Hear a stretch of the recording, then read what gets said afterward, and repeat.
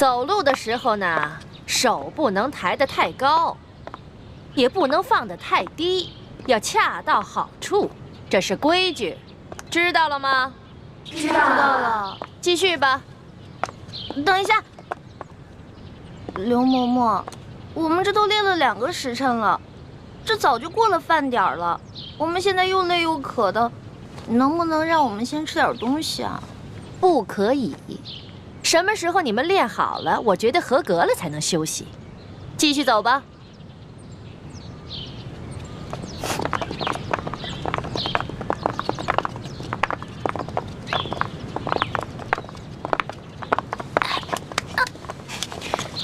停！易欢，谁让你坐下的？刘嬷嬷，我的脚破皮了，我走不动了。那你也先向本嬷嬷请示啊，怎么能擅自休息呢？刚才我都说了，这是违反宫规。这也算违反宫规啊？当然，在这个宫里，只要是做宫里不允许的事，说宫里不允许的话，全都是违反宫规。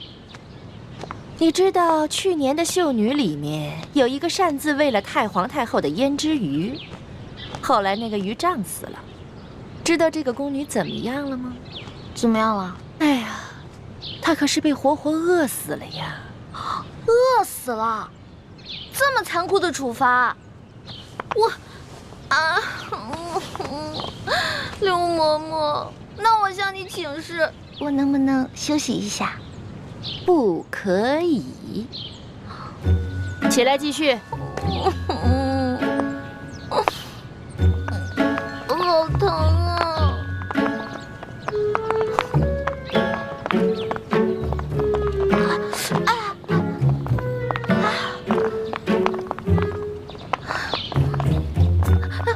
刘嬷嬷，怎么了？我脑袋痒痒，能不能挠挠啊？准。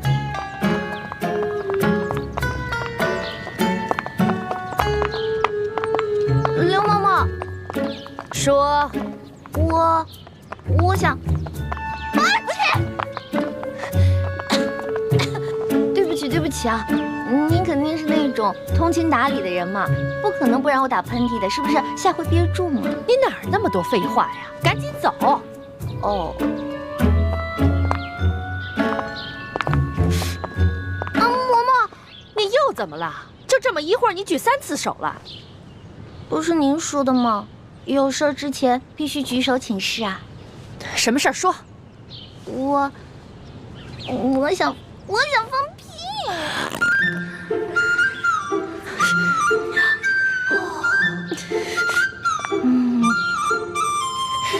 嘿，你个小丫头，我算弄明白了，你这是存心跟我抬杠呢吧？没有，完全没有跟您抬杠，我这不是憋不住了吗？少跟我抬杠，你那点心思以为我不清楚吗？来人呐，把他给我拖下去，杖责20。等一下。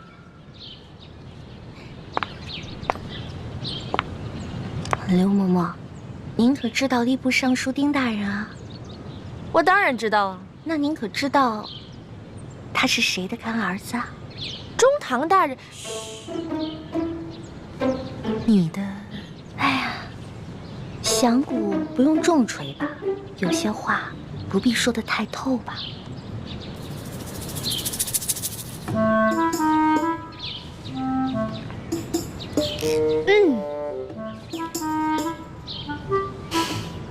算了，我就看在你脚磨破皮的份上，放你先去休息一会儿吧。谢谢刘嬷嬷。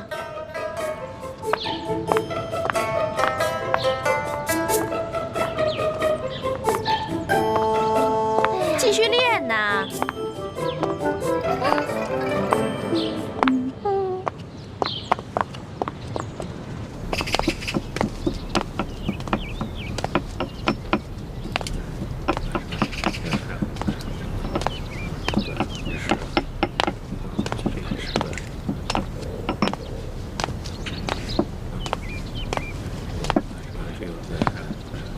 这就是咱们的院判大人。院判大人。你就是新来的李太医。晚辈李建清，望院判大人多多关照。这年纪轻轻就能到这太医院来当值，想必一定有过人之处吧？这些灵芝呢，有10年生的、20年生的、30年生的、100年生的。药工们在晾晒灵芝的时候，突然下雨了，他们慌慌张张地抢收，把一些灵芝混在一起了。不知李太医可否3日之内将这些灵芝按年份分开，以便配药之用啊？3天时间，恐怕不合适吧？那你需要多长时间呢？1炷香。一炷香，太狂了，这怎么可能？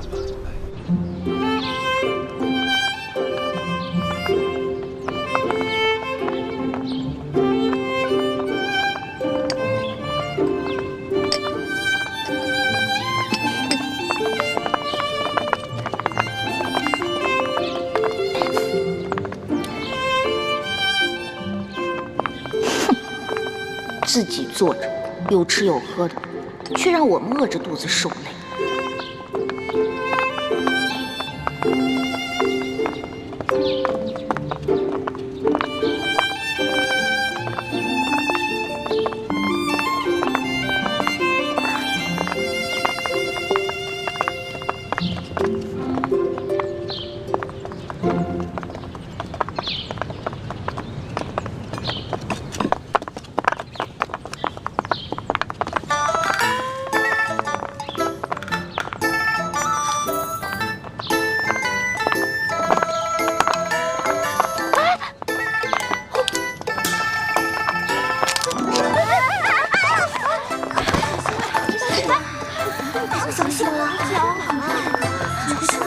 没事吧？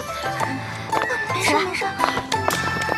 你们3个怎么回事啊？啊，不好好练习，在这捣什么乱呢？在这跪2个时辰。刘嬷嬷，我们真的不是故意的，实在是踩了什么东西，滑了脚。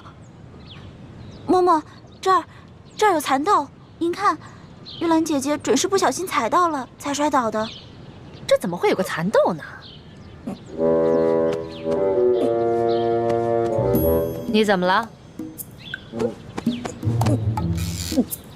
说话呀！啊，我刚刚噎着了。好端端的，你为什么噎着了？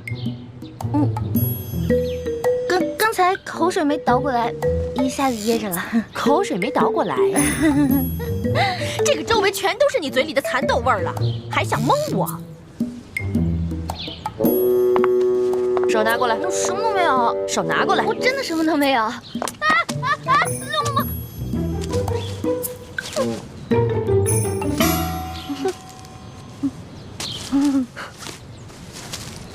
哼，你还想抵赖吗？看来我不给你点教训，你是真不知道什么是公规呀。来人呐，等一下。刘嬷嬷，您忘了，我呢可是中堂大人的。什么人违反公规都要受处罚？你以为我到现在还没回过味儿来吗？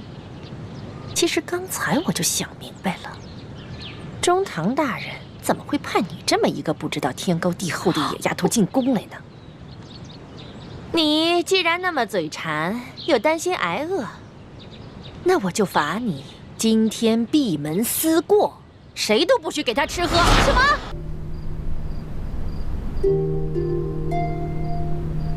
还好还有一颗小蚕豆。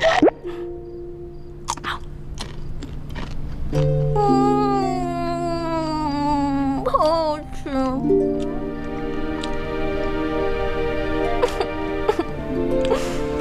但是还是好饿呀，我要饿死了，饿死人了，饿死人了！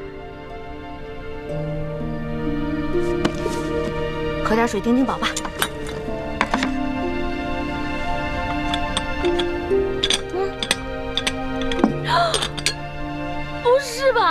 啊！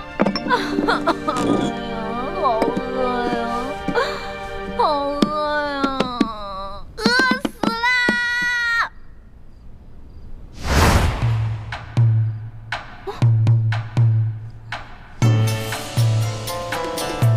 烤鸭。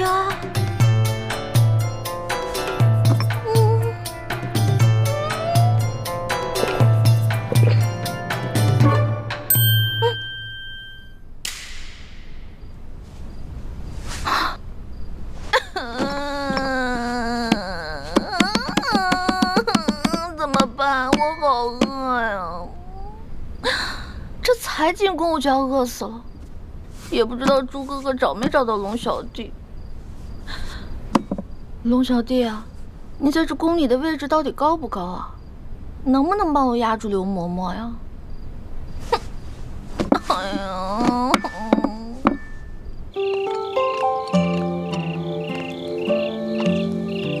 大哥，大哥，大哥，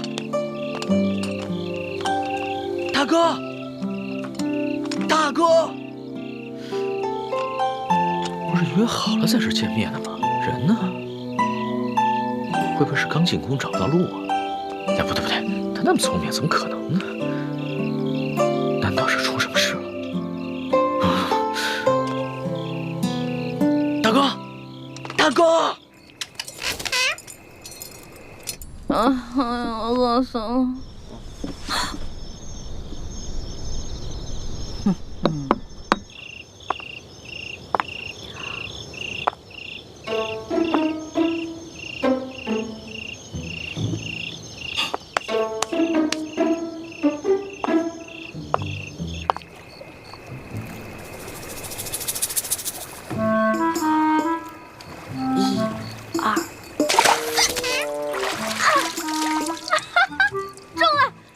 今天晚上有生鱼片吃了，耶！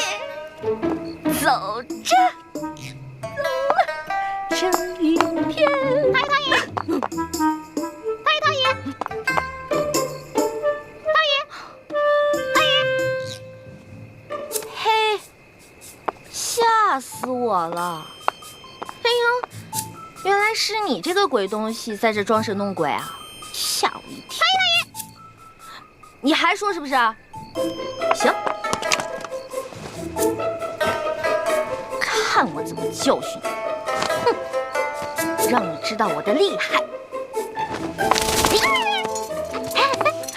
嗨，你师傅没教过你吗？祸从口出，被我逮着了吧？走！哟，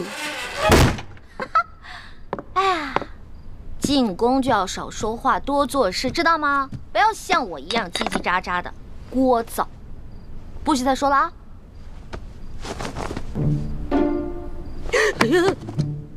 喂，不是吧？我没杀你啊！不是我杀的，不是我杀的！哎，你醒醒！你醒醒！不是吧？我把你给憋死了！啊，我不是故意的啊！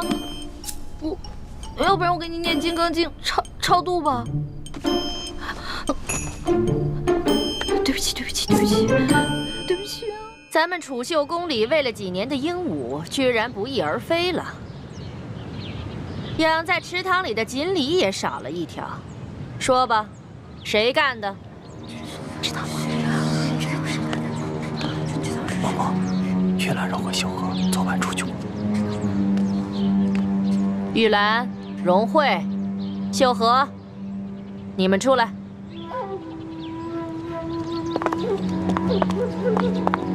昨天晚上，有人看见你们离开住处出去了，去哪儿了？秀禾妹妹半夜要小姐，夜里黑，她一个人害怕，我和荣慧陪她去的。只是去小姐，那有没有在回来的路上，顺便偷个鸟、抓个鱼什么的？嬷嬷明鉴，我们哪敢在宫里偷东西啊？可是除了你们三个，就没人离开过房间。不是你们还能是谁？来人，把这三个给我拖下去掌嘴，直打到招了为止。我饶命啊！我饶命啊！饶命啊！饶命啊！慢着，昨天除了他们3个，还有人离开过房间。谁？我。你？我昨天不是罚你闭门思过吗？你居然敢偷偷跑出去！是啊，我闭门思过了。我1天没吃没喝，但是我总得拉撒呀。其实我早就怀疑你了，只不过是因为没有证据，我不便发问。这批秀女里边就属你胆子大，准是你昨天饿了1天，又打起那鱼鸟的主意了吧？哎，你有什么证据证明我拿了你的鱼跟鸟呢？捉贼得拿赃啊！我有没有冤枉你呢？我自然会查清楚的。不过这储秀宫呢，夜里会落锁，外人进不来，里面也出不去。我还就不信了，你能把那鱼骨头和鸟毛一块儿给吃了？来人呐，给我搜！这，哼，老东西，我就不信你能搜得到。对不起啊。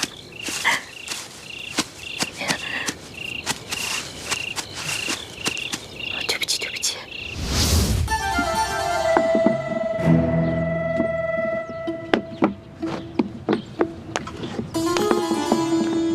刘某某没有。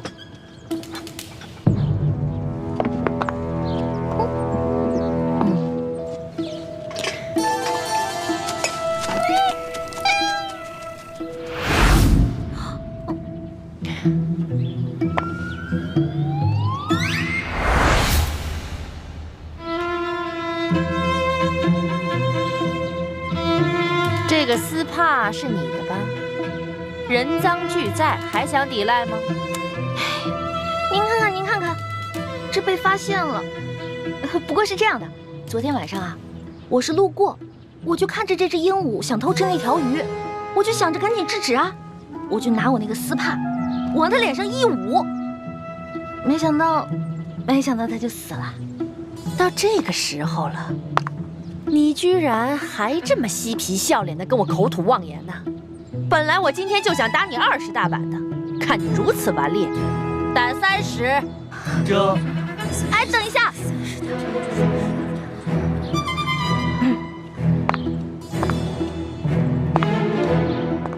刘嬷嬷，您别忘了，我可是中堂大人的人呐。我要是连你这个鬼话都信，那我岂不是白活了这么多年？拖出去打！这，我说的都是真的。慢着。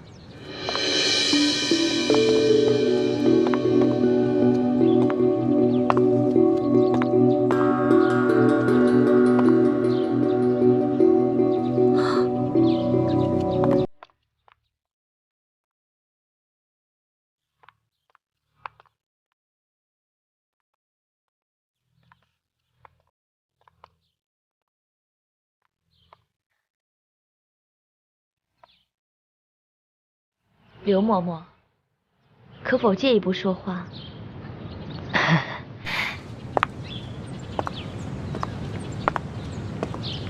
这个秀女，我瞧着倒是挺有眼缘的，就替她说个情吧。昨儿个皇上赏赐我很多珠宝玉器，只是这个镯子我戴着太大了，想来这大小啊，正适合嬷嬷你呢。哎呦，那就多谢厉贵人赏赐了。今天这事儿就看在厉贵人的面子上，我就不追究了。那就多谢嬷嬷了。这个秀女有些不懂规矩，不过长得嘛倒是挺可人的。嬷嬷不如把她交给我，我来替嬷嬷好好调教调教。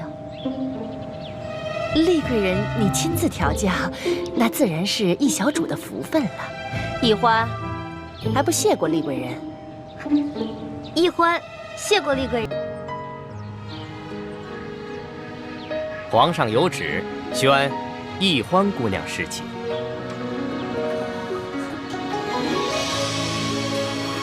臣女易欢谢皇上恩典。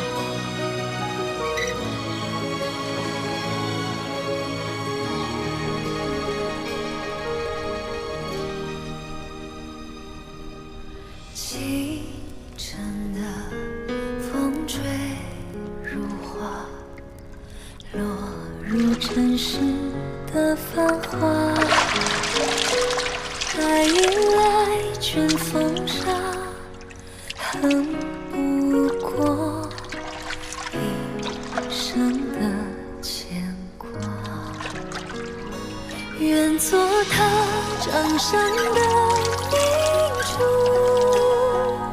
献上我纯真的祝福。你爱照我心，献情礼物，留下无悔的情愫。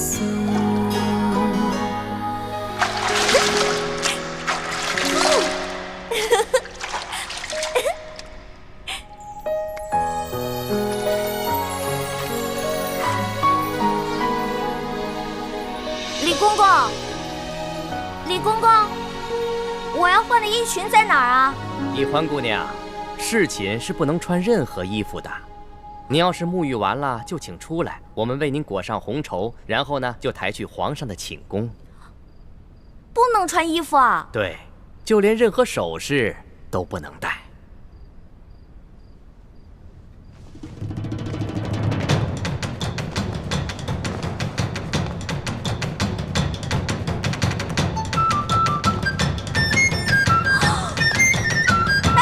那你别进来啊！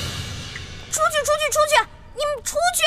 不行，必须由我们亲自给你裹好红绸，顺便检视一下易欢姑娘的身体皮肤状态，看看有没有突发的瑕疵，以防止易欢姑娘夹带其他的物品。那哪行啊？男女授受不亲。要不这样，你们先出去，等我穿好了叫你们。敬事房太监主要负责皇上和后宫所有嫔妃的房中之事。易欢姑娘入宫之后，难道就没有学习过吗？学是学过了，但我现在不是还有点不习惯吗？这。哎，你们！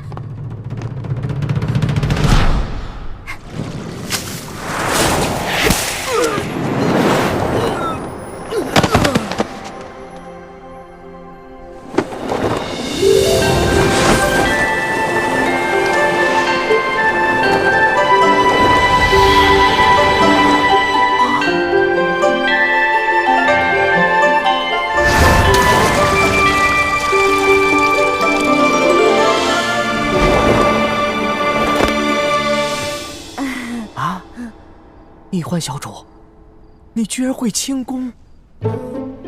我爹啊是武将，所以从小呢，我跟他学过一些。公公啊，我也知道这宫里的规矩啊不能破，但是有的时候，咱是不是可以商量一下？我进宫之前呢，我爹给我留了许多提起钱，明天我好好重谢三位公公，怎么样？好吧，那只此一次啊，下不为例。知道了。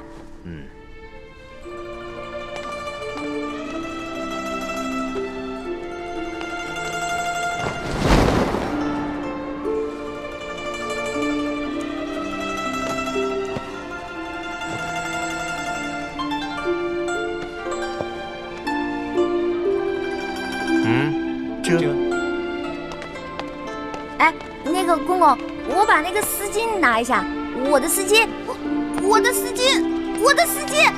哎，公公！易欢姑娘，别说丝巾了，一根丝线都不能带。我的丝巾，公公，我的丝巾！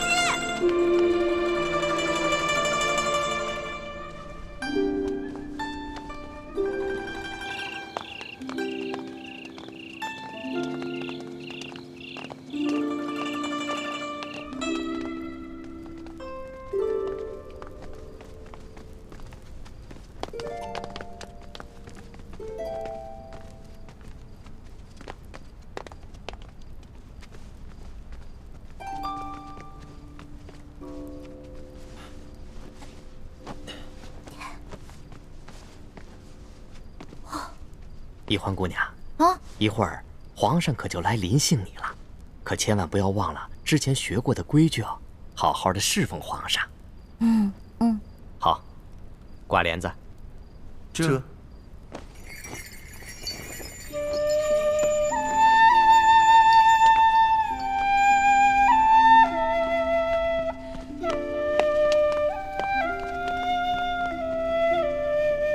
原来这就是皇帝的寝宫啊！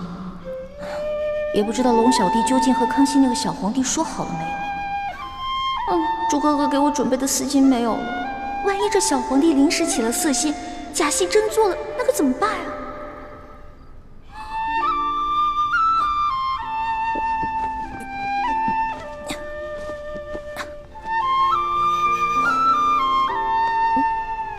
完了！猪哥哥要是看到我穿成这个样子，肯定会气个半死。要不，趁这个小皇帝还没来，我赶紧溜了吧。万一那个小皇帝怒了要砍我的脑袋，那龙小弟肯定会帮我求情啊。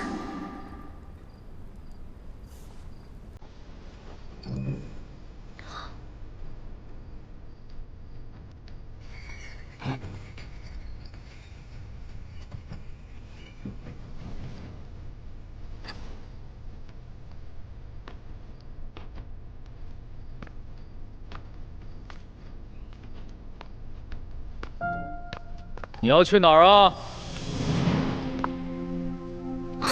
你谁啊？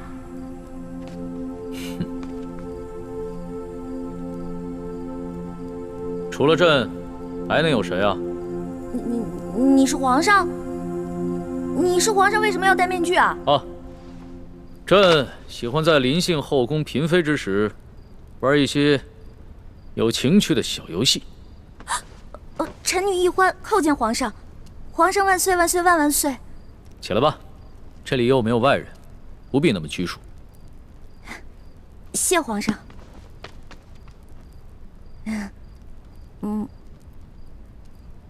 皇上，原来您这么和气啊！我一直……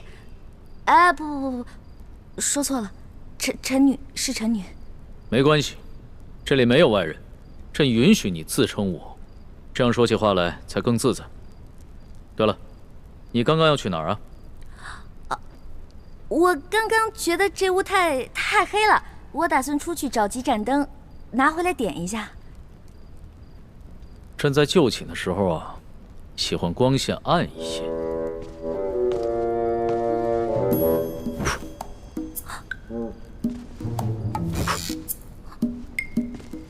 皇上！您别把最后一盏灯也吹灭了，我怕黑。别怕，有朕呢。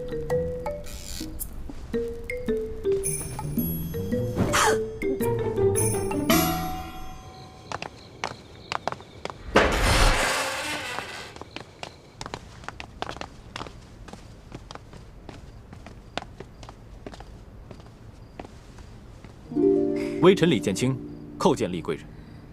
李太医免礼。谢厉贵人。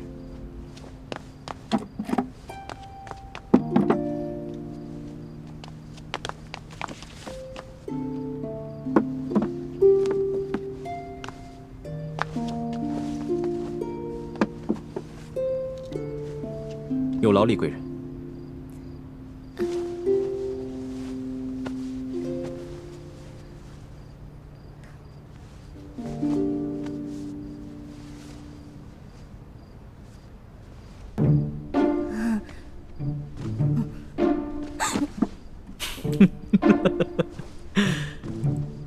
你看起来好像在发抖啊，很怕朕啊？我没有，我只是觉得这屋子比较冷而已。哦，你穿的这么少，难怪会冷。要不然这样，你到朕的龙床上躺一会儿，盖着被子暖暖身子。让我上床，这小皇帝果然没安好心。我突然不冷了。那就让朕抱抱你，替你暖暖身子。你果然很怕朕啊！可是朕听龙三说过，你的胆子一向很大，你在他面前提起朕来，那可是从来都不怕的呀。皇上，我不是怕你，我就是怕你离我太近了。咱不是说好了的吗？朕和你说好了什么呀？不是我跟您说好的，是龙三跟你说好的。您忘了，咱们这次只是将计就计，您假装宠幸我，为了博取鳌拜的信任啊。今天晚上的事情是假的，不是真的。朕确实是和龙三定下了这条将计就计之策。只是这漫漫长夜，何苦虚度？咱们也不必演戏了，就让朕真的信了你。再说了，这全天下又有哪一个女子不想做朕的女人呢？皇上，这天下女子也不尽是贪图荣华富贵之辈啊。对大多数女人来说，她们与其与这个后宫佳丽3000争宠，不如找到一个白头偕老、心心相印的有情人。那唐代鱼玄机就说过呀：“易得无价宝，难得有情郎。”朕自13岁大婚以来，还从未有人跟朕说过这样的话。皇上，您生气了？你不会砍我头吧？你当朕是杀人狂魔吗？动不动就随便砍别人的头。你这句话非但没有激怒朕，反倒更加激起了朕的兴致。我看咱们也不必苦苦做戏了，就让朕真的信了你。待共度良宵之后，朕便封你做贵人。皇上，你觉得如何？皇上，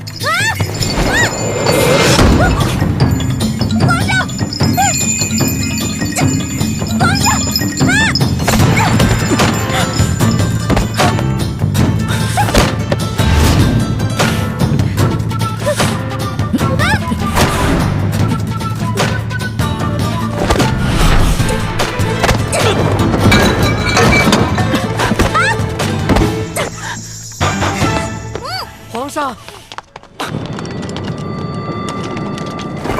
谁让你们进来的？启禀皇上，奴才见到殿内没了灯光，又有打斗之声，还以为来了刺客，所以赶紧进来护驾。刺客？什么刺客？哪有什么刺客？没有朕的旨意，谁也不许进来。这……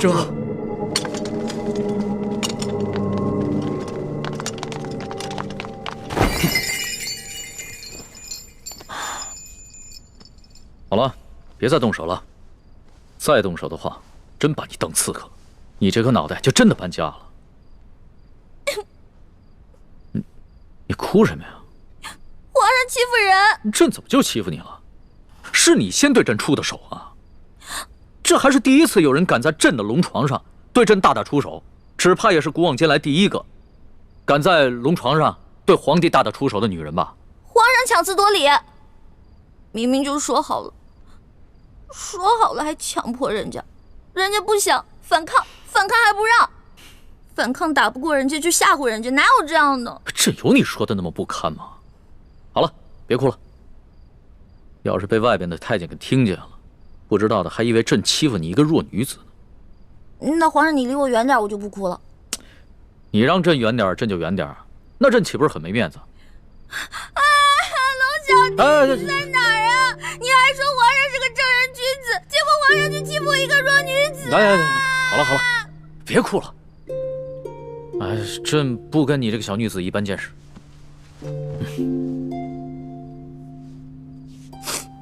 去找太医院的当值赵方抓药，我还要留下来给厉贵人扎针。是。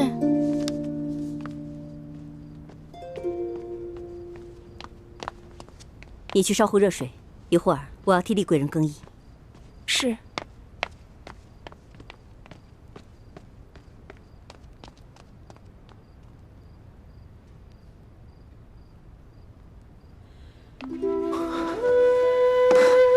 雪师妹，大师兄，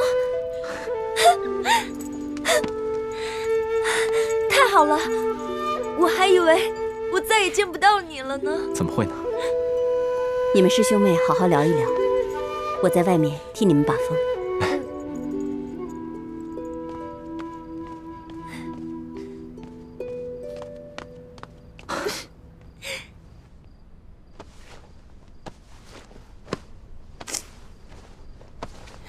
你找什么呢？我想找个手巾擦擦脸。这龙床上哪有手巾啊？朕也不想传太监打扰我们。哎，你又想干嘛？放心吧，朕不会动你的。朕堂堂天子，一言九鼎，给你擦个眼泪。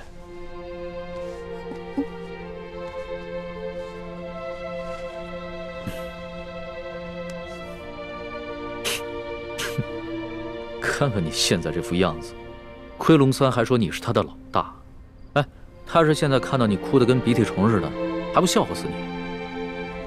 其实我在龙三面前好多都是吹牛的，我没有他说的那么勇敢，我也没有多少江湖阅历，我也从来没被哪个登徒子轻薄过，何况是被全天下最有权势的轻薄过，我能不害怕吗？朕听出来了。你是拐着弯儿骂朕是个好色轻薄的登徒子是吧？臣女不敢，臣女没这么说。皇上，臣女能不能请求皇上一件事啊？说来听听。您能不能别把今天晚上的事告诉我龙小弟啊？如果你告诉他的话，以后我就没脸在他面前充老大了。哎呀，朕又不是长舌妇。哎，不会告诉他的。哎，不过朕保全了你在结拜兄弟面前的形象，你要怎么答谢朕呢？皇上，您可是全天下最有权势的人，也是最有钱的财主，您就为这么点的小事儿勒索我一个身无分文、身无寸缕的小女子啊！又是朕的不是啊！你怎么说来说去都是朕的不是啊？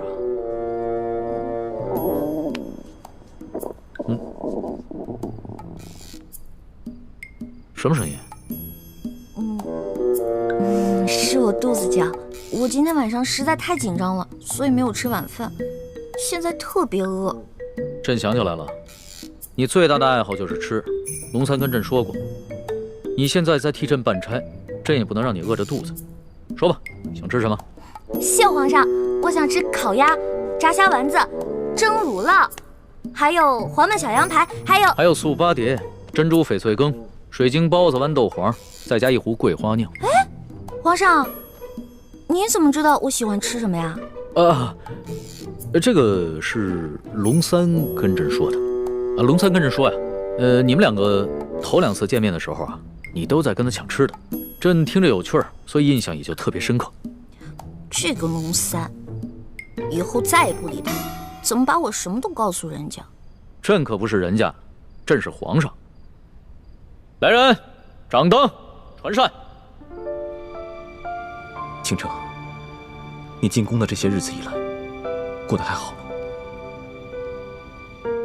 我不得不离开你们这些亲人朋友，来到这个活死人墓一样的紫禁城，和成百上千的女人争奇斗艳，来取悦我们最大的敌人。你说我能过得好吗？对不起，倾城，要你冒名顶替舒婉欣进宫的方案，我本来是不同意的。可这是6位师父一致的决定，我也无力反对。大师兄，你不必自责。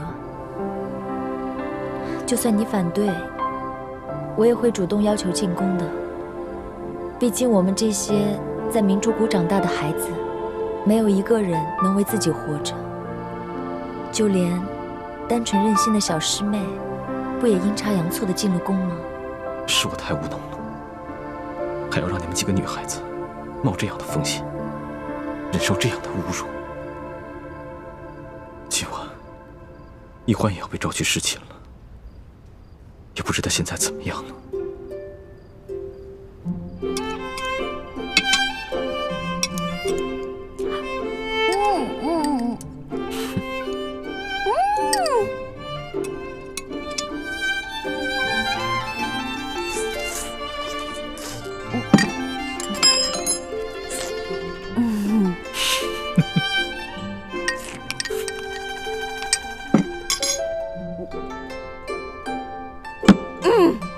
饱了。吃好了？谢皇上恩赐。撤掉吧。这。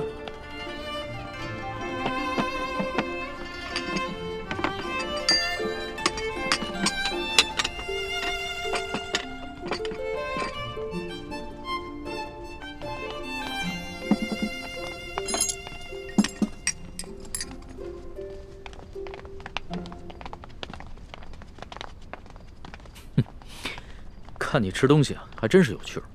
你一个女孩居然能吃得这么香，你这小小的肚子里，到底是怎么装得下这么多东西的呀？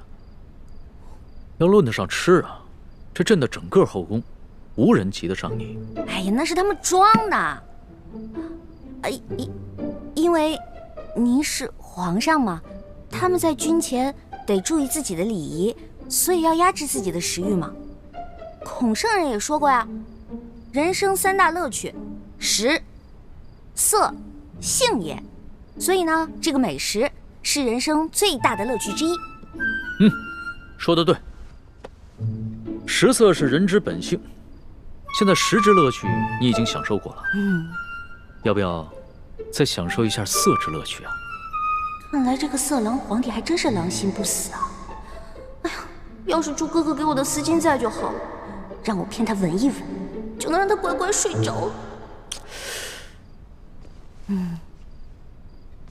哎呀，这一夜良宵还剩一半啊！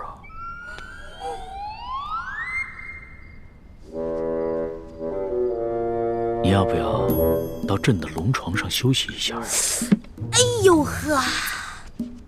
你又想干嘛呀？皇上，吃太多了，我撑到嗓子眼儿了，我想运动消化一下，可以吗？行。要是连这个朕都不准，那朕岂不是很不懂得怜香惜玉啊？你既然想消食，那就请便吧。谢皇上恩典。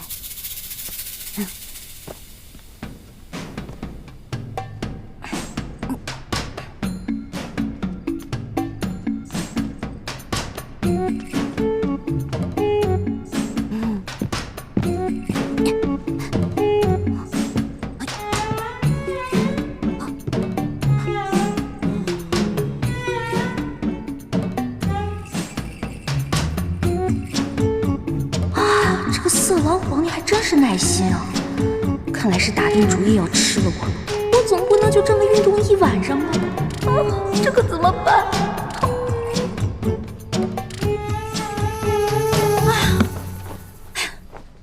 累死我了！你累了啊？那要不要到朕的龙床上休息一下？哎呦，皇上，我可能吃坏肚子了，我肚子特别疼。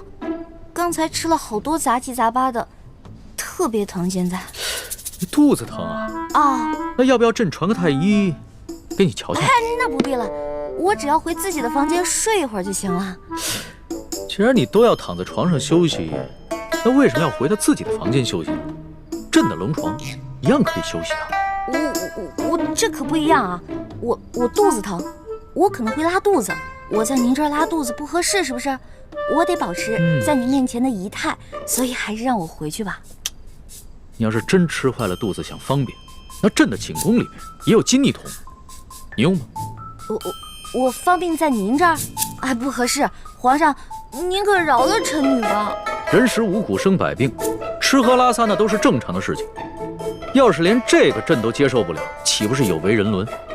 哎，你别紧张，要是真吃坏了肚子，你就在朕这儿方便，朕不介意。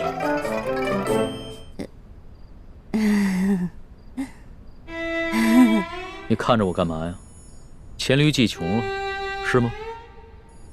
这个色狼皇帝想吃了我，门儿都没有。哎，有了，我可以骗他行酒令，我灌醉他。为什么又不说话了？是不是又在想什么花招啊？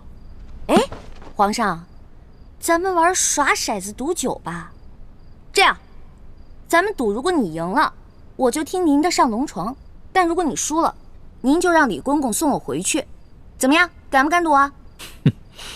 这倒是挺有趣的，还从来没有人敢跟朕耍骰子赌酒的。好，朕就依你。来人，上一壶酒，再加2副骰盅。等一下，上一坛酒。皇上要喝酒，咱们就喝大的，杯算什么呀？咱们用碗喝怎么样？好，那朕就看一看你的酒量到底有多好。皇上不好意思啊，您输了，喝酒，喝。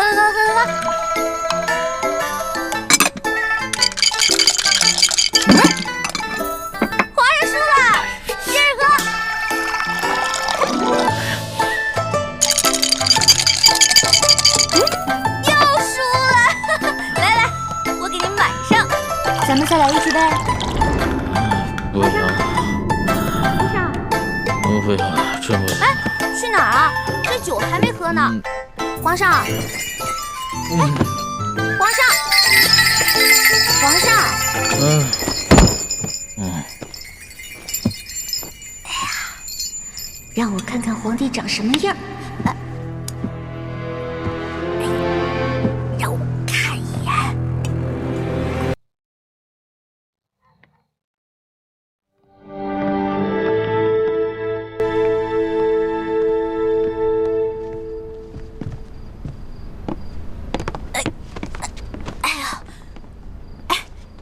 李公公，今天多亏了您了，拿着吧，拿着吧。易欢姑娘，你可真是大方啊！哎，今天我看皇上对待易欢姑娘，比封了正位的娘娘还要特殊。易欢姑娘日后一定能够飞黄腾达。哎，多谢李公公了。这假如以后皇上再传我侍寝的话，还得有劳李公公多多照顾。小小诚意，小小诚意啊！等我以后飞黄腾达了，少不了你的好处。好说，好说。易欢姑娘，这时候也不早了，快歇着吧。好嘞，好嘞，我走了。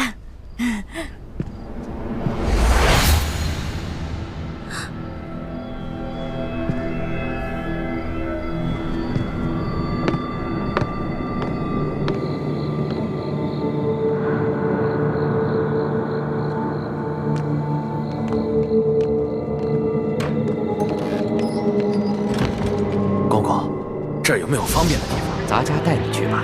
哎呦，那有劳公公了。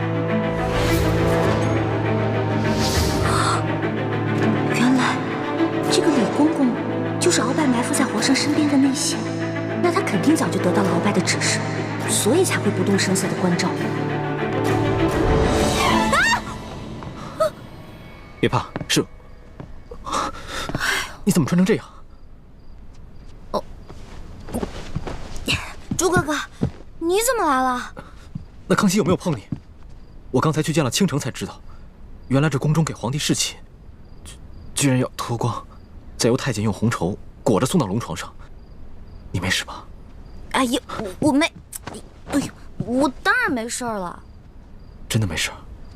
听倾城说，侍寝的时候连一根丝线都带不进去，我给你的蒙汗巾肯定也带不进去吧？那你怎么应付的？我就不信，那康熙看到你这个样子，他会不动心吗？他刚开始是有点动心，对我有点动手动脚的。不过我后来跟他提龙三了，我说我们这是假戏，不能真做。后来他就没怎么样了。真的？真的。朱哥哥，你要是再怀疑我的话，那我可生气了。对不起，欢梅，是我错了，我相信你就是了。这次是我太大意了。如果那康熙再找你侍寝，我得赶紧想一个法子，确保万无一失。哎呀，朱哥哥，你先别着急嘛，我有重要的事情要告诉你。我才发现，原来这个李公公就是跟鳌拜勾结的内奸，怪不得李公公今天这么照顾我呢，肯定是鳌拜提前跟他打过招呼了。原来李公公就是鳌拜埋在康熙身边的棋子，此事万万不能让康熙知道。为什么呀？如果我们跟龙三说了，让他汇报给康熙，不光龙三能立功，还能得到好多奖赏。我们可以拿着这些钱去买好多东西，分给谷底的兄弟姐妹啊。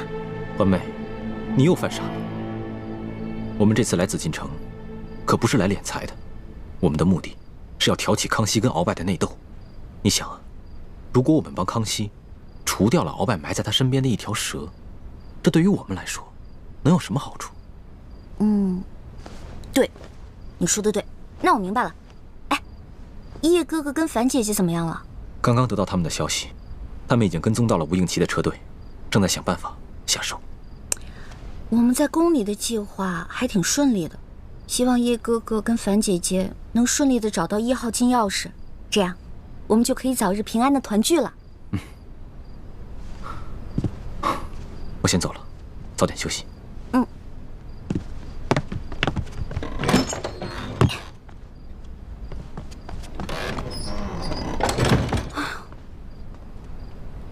折腾了一晚上，也没看到那个小皇帝长什么样。他长什么样呢？你觉得如何？皇上啊！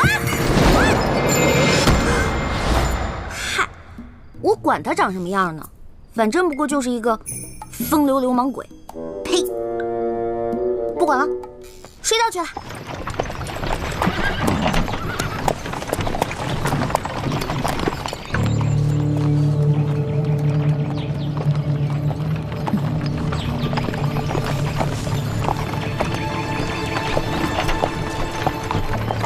这次押送有利地的遗物进京，吴应奇并没有派兵大张旗鼓押运，而是让手下的兵士全部都假扮成镖师，押镖进京。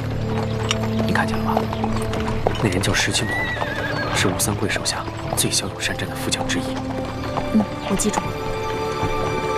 不过我们跟踪车队这几天，吴应奇一直躲在车上不肯露面，这里面会不会有什么蹊跷啊？应该不会吧？我们在平西王府的内线是亲眼看着他护队出发的。只不过传闻，这个吴二公子一向深居简出，性情内向。这快下雨了，一会儿他们想必也要躲雨。前面有一处凉亭，不如我们先去守株待兔，看看这个吴应奇究竟是个什么样的角色。走。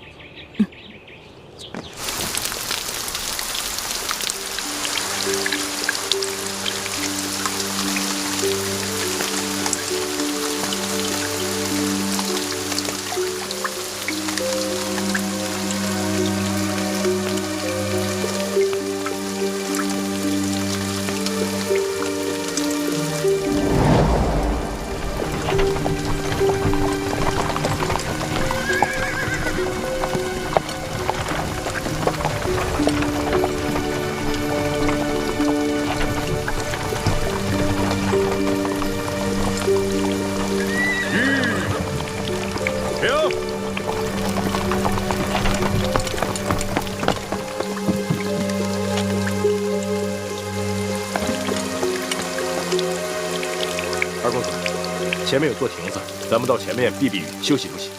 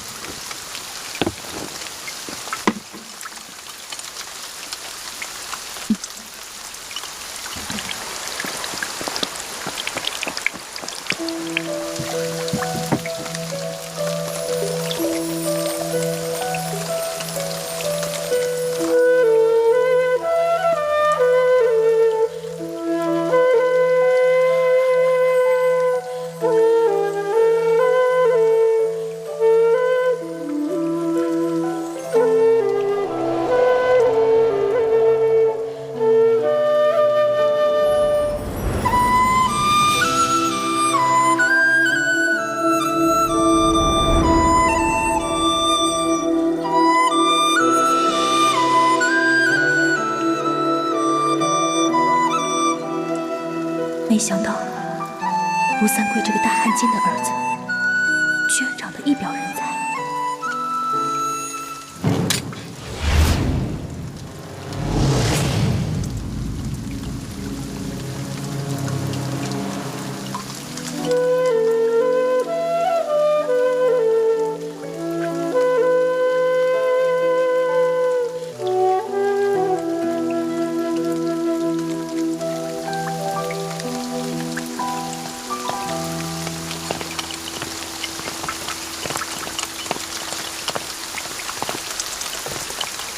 二位，赶快离开这里！我家二公子要在这里休息片刻。哼，这位镖头，这亭子又不是你们的私有之物，更何况是我们兄妹先到，你们后来，凭什么赶我们出去？哎，石镖头，不得无礼。既然大家都在一个亭子里避雨，那么大家都是有缘人。这个亭子这么大，我们各站一边就好了。这位兄台，麻烦你也把剑收一下吧。石镖头言语莽撞，我替他向二位赔个不是。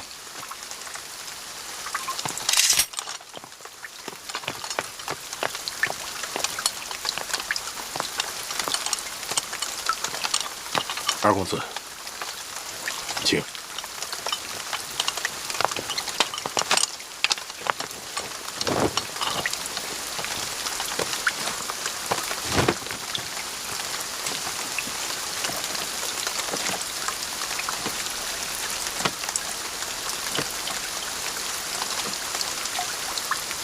原来这吴二公子是个儒雅书生，那就容易对付了。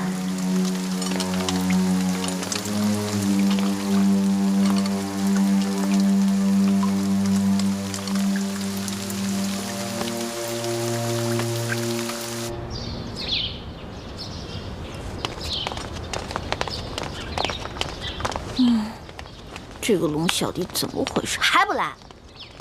气死我！老大，哎，放手，待会儿被人看见了，咱俩都有麻烦。我问你，为什么让我等那么久啊？哎呀，你还说呢？要不是昨天晚上你把皇上灌多了，啊，今天我值班，他没醒的话，我能擅离职守啊？哎呀，那个小皇帝啊，真不行，非要跟我喝酒玩骰子，我几下直接倒了。知道我是谁吗？我可是赌遍全乡无敌手啊！他能玩得过我吗？直接被我撂倒。小弟明白了，这个老大不仅武功比小弟高明，这别的本事也比小弟高明。那是，不然怎么做你老大呀？来，啊，过来，说句话。臭死了！怎么浑身酒味啊？没有吧？我有酒味吗？我早上漱口了呀。昨天晚上偷着喝酒啦？对啊，我跟我几个好兄弟啊，在喝酒，又在拼骰子，输了不少钱呢。我输了多少啊？反正啊，这大半年的俸禄是没了。老大，你可得帮帮我。放心，我是你老大，你是我小弟，你的事儿就是我的事儿。回头老大教你几招，保准你把钱全都赢回来，怎么样？真的？那当然。老大，你是不是所有赌术都会啊？也不是啦，毕竟老大也是个小姑娘嘛，小姑娘家家的，又不能经常往赌场里跑，是不是？是，老大还是个淑女嘛。差不多吧。不行了，小心，慢点啊，慢点啊！哎呀，姑娘，求求你帮帮我们吧！快起来！我儿媳妇回娘家探亲，路上不小心动了胎气，现在天上又下着雨，前面5里地就是接生婆王婆婆家，你能不能把马车借我用用？那马车不是我的，是这位公子的。你帮帮忙吧！石镖头，要不然把马车给他们，让他们去找接生婆吧。不行，万一这女子要是在半路生产，岂不是弄脏公子的车？石镖头，救人一命胜造7级浮屠，更何况区区一辆马车算什么？快去吧。不行，出门的时候老爷吩咐过我，要我务必保证您的安全。可是眼下这2位一看就知道是来路不明的江湖中人，我不能离开公子半步。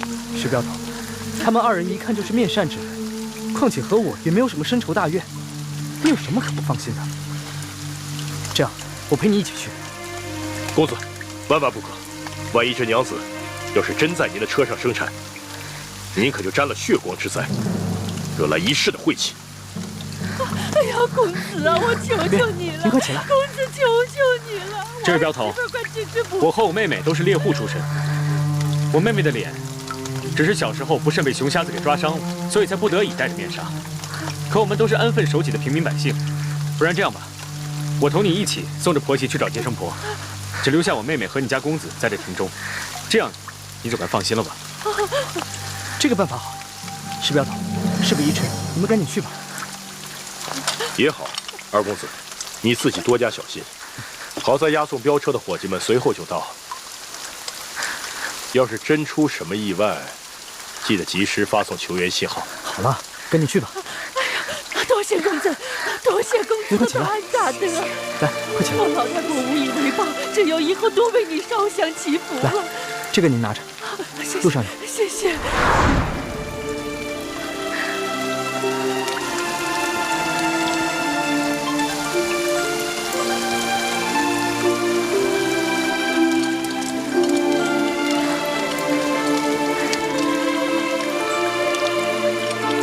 你跟我走，剩下的兄弟们留心点。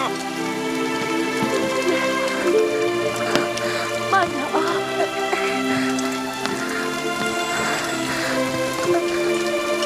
慢点啊！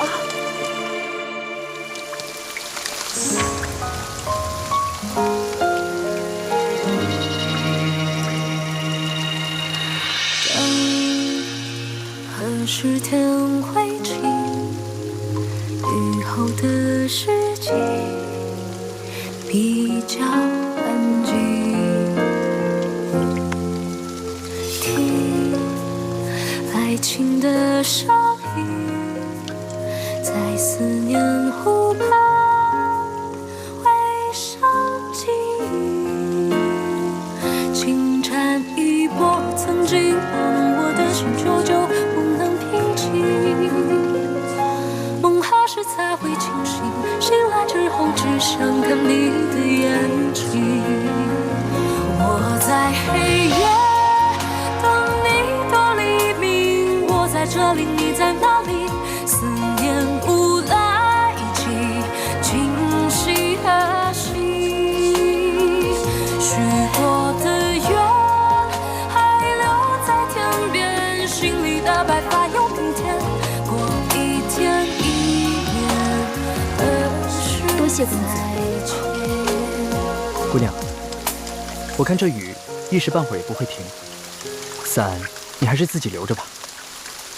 那就多谢公子了。姑娘，请。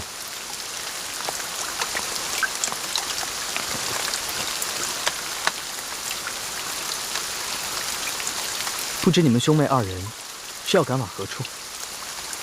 我们兄妹二人准备前往京城投亲，只是这一路上路途遥远，盗匪众多，不知能否平安到达。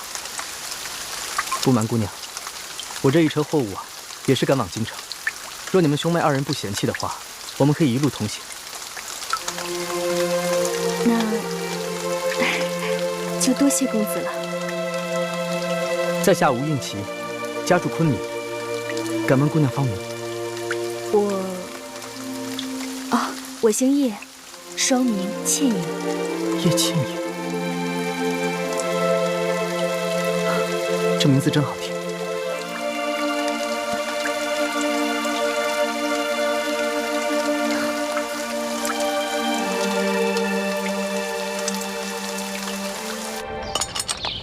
老大，跟你说一件事儿。接下来呢，皇上为了掩鳌拜耳目，会接着找你侍寝。昨天晚上，皇上是不是对你还算客气啊？别提了，那个小皇帝简直就是个风流色鬼，刚开始还想对我动手动脚的。老大，那你没被吓哭啊？哼，怎么可能啊！我是老大，武功高强着呢。后来我就跟他喝酒玩骰子，锵，小皇帝倒了。老大智勇双全，小弟佩服佩服。还好吧？哎，知道这是什么吗？骰子。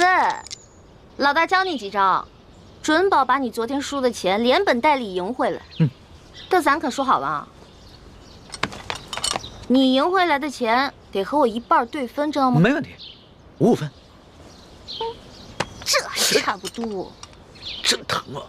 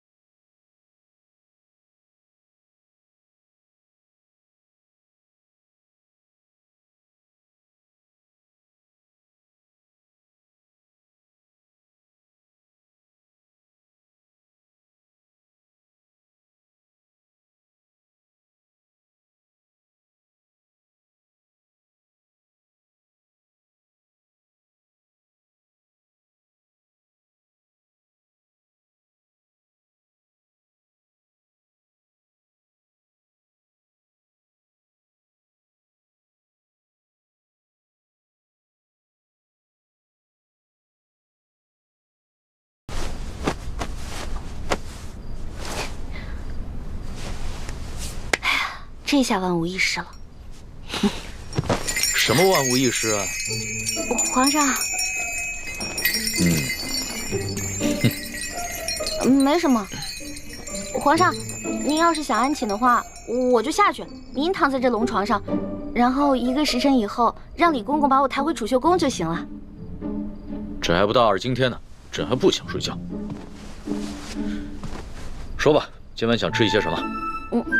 不瞒皇上说，昨天吃太撑了，结果今天积食1天，什么都吃不下。你要不要朕选个太医给你瞧瞧啊？不用了，宣太医又得吃药，我这从小到大吃药，我都害怕了。我看你这活蹦乱跳的，也不像有什么病症，为什么从小到大要吃药啊？我不有一个头疼的隐疾啊，这病起来吧，简直要人命。我爹呢，从小给我找了好多郎中，所有郎中都说无药可治，只有1个郎中说可以治，但是他说的是个偏方，而且这个药引实在太难弄了。什么药引这么难找？你告诉朕，朕给你找。谢谢皇上，还是算了吧。算什么算？快说。这个药引就是龙珠。龙珠？什么是龙珠啊？就是皇上的眼泪啊，是您的眼泪啊。不过您是皇上，您是天子，您怎么可能为我流泪呢？那这就有点难办了。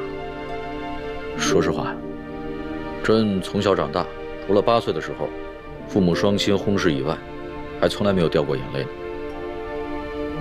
没事儿，这只是个传说，奴婢都不放在心上，皇上就更不用当真了。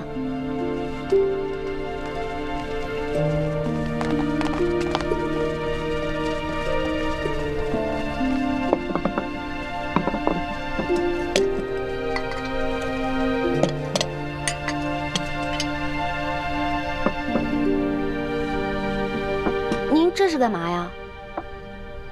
昨天晚上朕输得一塌糊涂，所以啊，朕今天想挽回个面子，你敢不敢再跟朕赌一把酒啊？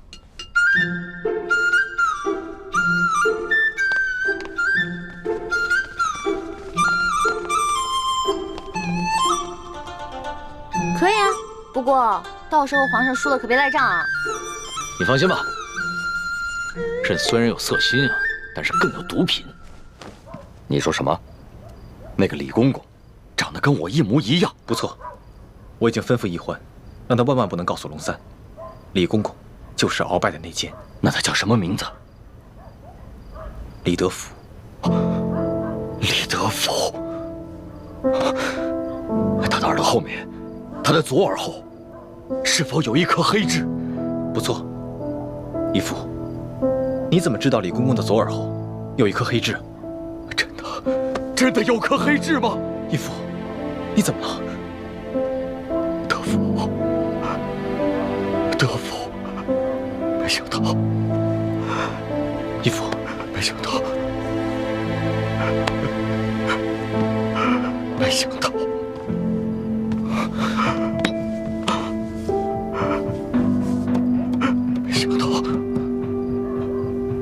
没想到他还活着。义父，他还活着，而且他还进了紫禁城，当了大内总管。义父，这李德福李公公，他就是我的孪生兄弟呀！什么？李公公是你失散多年的亲弟弟？不错，我们2兄弟本是陕西贫寒农家之子，我叫李德禄，我的亲弟弟就是李德福。李定国是我成年以后自己改的名字。10岁那年，家乡遭了病灾，我的父母就死于乱兵之手。我和我这个孪生兄弟就成了孤儿，颠沛流离，不知所据。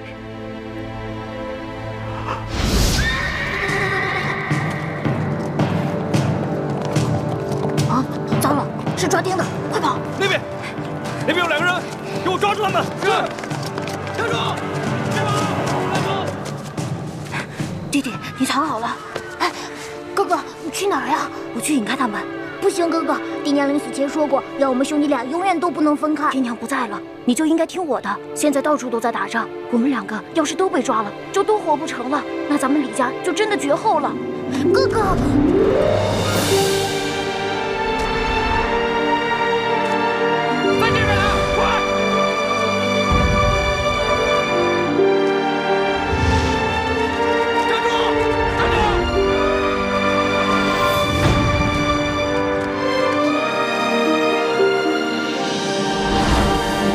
为了保护我弟弟的命，我拼着自己的性命不要，去引开军兵。后来，我被张献忠的部下掳走了。张献忠见我体格健壮，就将我收作义子，从此跟着他南征北战。而我这个弟弟，我苦苦的追寻找了他多少年，却始终下落不明。我本以为他早已经不在这世上了。可是没想到，他居然进了紫禁城当了太监，如今更是成了鳌拜的爪牙。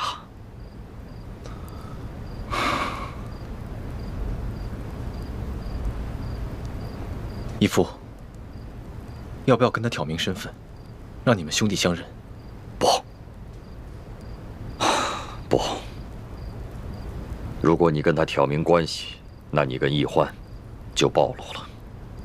我这个兄弟失散了这么多年，他现在变成了什么样的人，我是一无所知。他是否还顾念着跟我的手足亲情，我毫无把握。我们不能冒这个险。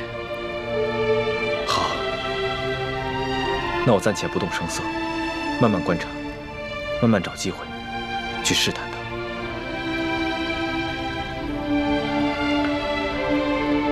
哦，对了，这件事情你不要告诉易欢，他个性冲动，不怕他沉不住气。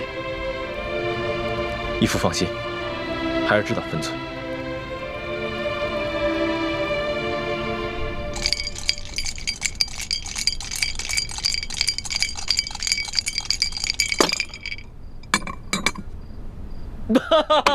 你又说了，来，喝。干嘛？朕都愿赌服输了，你还想来仗啊？有鬼！什么鬼？这好奇怪啊！皇上，你今天掷骰子的手法怎么变得高明起来了？昨天掷骰子10把当中，你最多只能赢3把，可是今天却跟我不相上下了。朕今儿个下午找了几个会玩骰子的侍卫学了一下，朕是天子，天资聪颖，学什么东西一学就会。可是你这掷骰子的手法，我怎么看着这么眼熟呢？是不是龙三啊？果真是他，他居然把我传授给他的独家秘籍传授给皇上了。哎，你不要管龙三了，你虽然是龙三的老大，但朕可是龙三的主子。朕要是问他什么，他就必须得据实回答，这让他做什么，他也得如实做。皇上，龙三可是个老实人，您可千万别欺负他。你这么关心他？我在我们这一辈当中是年龄最小的，所以呢，好不容易当个老大，而且他这个小弟还特别的崇拜我，我当然得维护他、保护他了。行，朕知道了，看在你的面子上，朕就不欺负他了。不过，你拿什么来感谢朕呢？皇上，您现在特别像我认识的一个姓周的乡绅老头。这姓周的乡绅老头长得跟朕很像吗？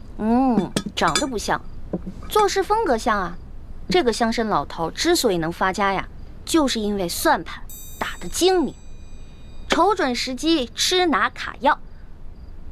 李欢呐，李欢，你又拐着弯的骂朕。臣女不敢，是皇上昨天说的呀，不会因为一句话就变成砍人头的狂魔。所以臣女才开了个玩笑嘛。哎呀，皇上，臣女出身卑微，是一个野丫头，又缺乏父母的管教，所以什么事儿都不懂，没法伺候您。要不然您现在让李公公来接我，让我回储秀宫吧。哼，朕明白了，你想激怒朕，然后让朕把你送走是吧？朕不上你的当，快点来接着赌。咱们说好了，你要是输了，可就得上朕的龙床。现在不输不赢，来！天哪，再这么赌下去，他的技术越来越娴熟，我的输面就会越来越大，这可是大大的不妙啊！皇上，您想让我赌也可以，不过得答应我一件事儿。你说说看。我一直都不知道天子长什么样，能不能把您的面具给摘下来啊？朕这几天上火长了几个火疖子，不便见人。难道他真的长得很丑，不好意思让我看？皇上，您看咱们也喝了好多酒了，要不然咱们先去您那龙床上躺会儿呗？上朕的龙床？啊？你就不怕朕占你便宜啊？不怕呀，皇上一言九鼎，肯定说话算数嘛。那可不一定啊。朕虽然是天子，但是朕也是个男人。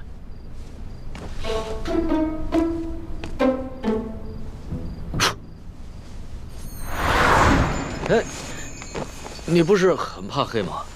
嗯？啊，有皇上在，奴婢就不怕黑。嗯，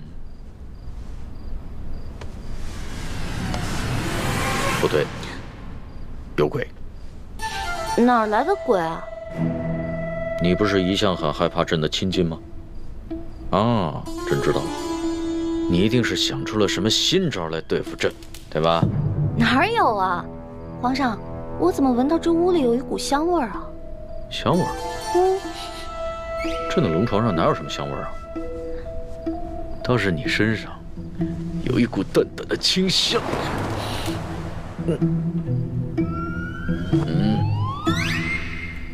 皇上，皇上，咸猪手，不对，咸龙爪。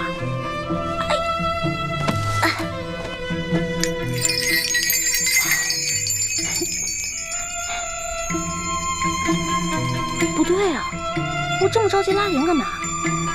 先看一看这小皇帝长什么样，一直戴着面具，得多丑啊！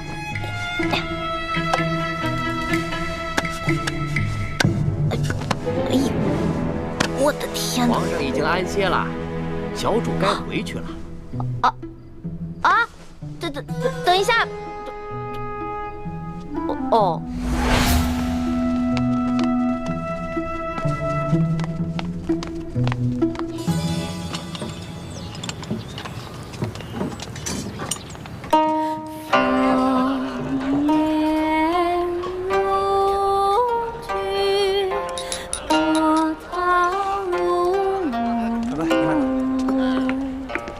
来，昨日在雨中，多亏吴公子侠义相助，否则那婆媳二人性命难保。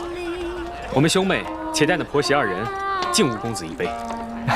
不必客气，在下也不过是举手之劳。哎，石镖头，不如跟我们陪饮一杯。走镖途中，我从不饮酒，不过二公子倒可以开怀畅饮，恕在下难以奉陪。真是尽忠职守啊！带回到家中，我一定替你多多进美言。多谢二公子。二公子，我兄妹二人再敬你一杯，多谢二公子容留我们一同进京。倩影姑娘，你实在是太客气了。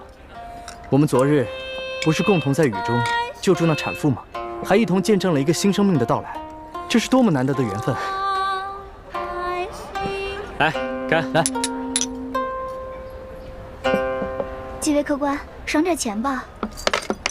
给。谢谢客官。几位客官，小女子卖艺不易，赏点钱吧。拿去吧。谢谢这位大爷，谢谢这位大爷。爷爷，等会儿，爷给你这么多钱，是让你陪爷喝酒的。来，陪爷喝一个。我不会喝酒，我真的不会喝酒。敬酒不吃，吃罚酒啊！来，喝一个啊！公子爷，喝吧啊！使不得呀！公子爷，公子爷，公子爷，我这孙女啊，我们就是卖艺，不陪酒啊，把钱还给人家。上的银两我们无福受用，您收回吧。我呸！本大爷打的赏，能往回收吗？你个瞎老头！我告诉你，今天我不但让你的孙女陪酒，晚上我还让她陪我过夜呢。使不得呀！去你的！过来过来，你管他干什么你？过来吧！光天化日之下调戏民女，还有没有王法了？哟，这位姑娘，别看蒙着面，仔细一看还挺水灵的嘛！啊，不错不错，正好他还没石镖头，注意分寸。那不如这样吧，卑职明白。你替他陪大爷玩玩。留着干什么？给我杀！杀！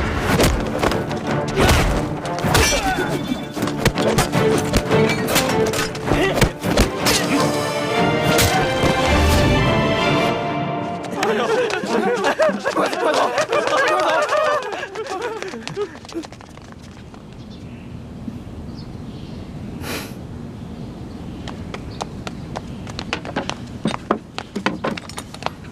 老人家，快起来！那些坏人都已经走了。哎呀，这把琴呢，跟了我50年了，没想到今天毁于一旦了。老人家，您将古琴给我看看，说不定我能修好。公子爷，你会修琴？实不相瞒，在下自幼学琴，所以对于修琴也略懂一些。哎呦，那太好了，那太好了，那有劳您了。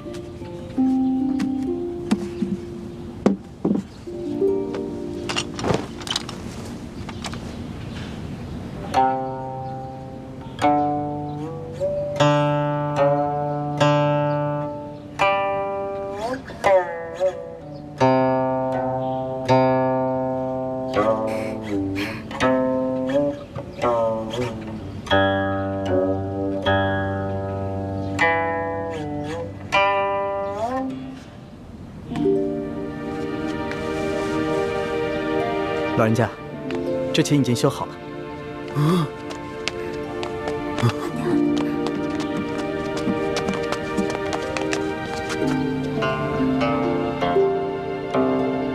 公子不光琴艺高超，修琴的技艺也了得呀！太感谢您了。不敢当，前辈您过奖了。